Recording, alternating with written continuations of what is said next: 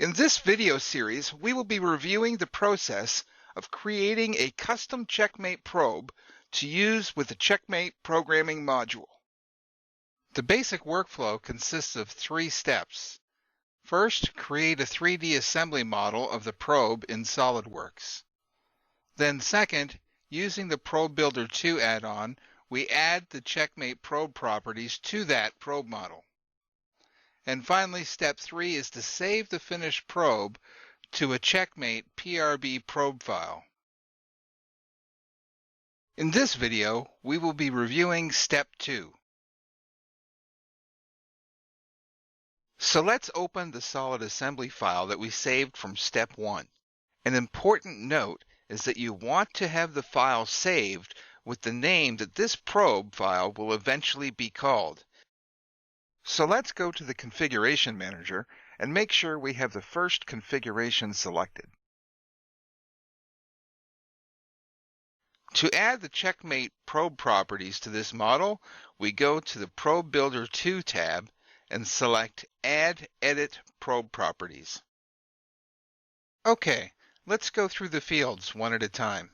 Now we select the probe head type. For this, we will select indexed at 7.5 degrees.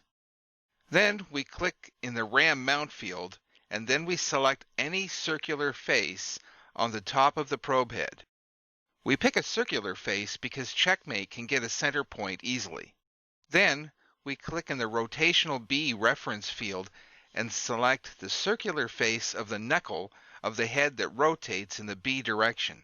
Again, we pick a circular face because Checkmate can get a center point easily. The next field is for future use. We will skip that. For the rack position field, this configuration will be in rack position 1, and therefore we enter the number 1. For the probe tips field, we simply select the one and only tip face. And we can skip the last field for the stylized star center. Because this probe rack configuration is not a star probe, we can leave this field blank. We are finished adding the Checkmate probe properties to the first probe rack configuration. We hit the green check mark at the top to finish. Now we go back to the Configuration Manager, select the second configuration, and select Add Edit Probe Properties again. For the rack position field, this configuration will be in rack position 2, and therefore we enter the number 2. For the probe tips field, we simply select the one and only tip face. And we can skip the last field for the stylized star center.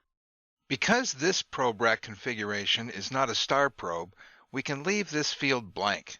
We are finished adding the Checkmate probe properties to the second probe rack configuration. We hit the green check mark at the top to finish. Now we go back to the Configuration Manager, select the third configuration, and select Add Edit Probe Properties again.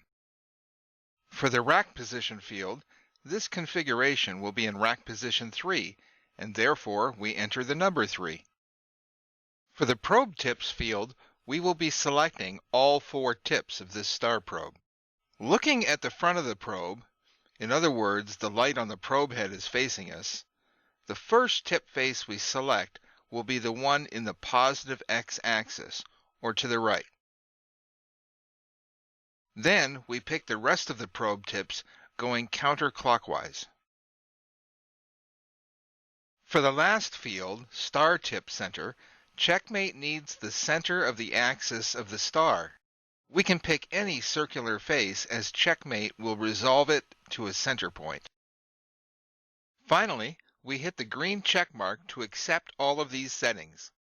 Now is a good time to save this solid assembly file. And we are ready to move on to step 3.